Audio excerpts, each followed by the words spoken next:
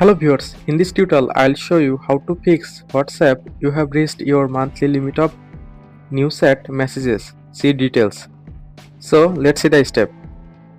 For solving this problem, first of all just find WhatsApp. Now long press on WhatsApp. Open WhatsApp app info. Now scroll down. Go to storage.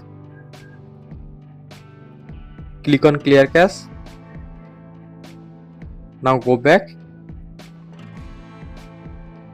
Click on force stop. Click on OK.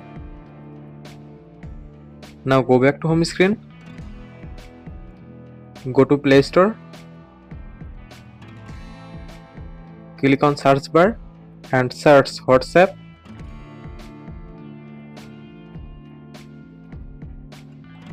From here update your WhatsApp if available any update version.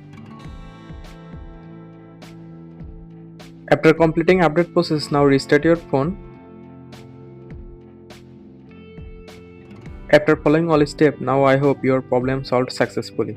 Thanks for watching. Stay connected for more updates.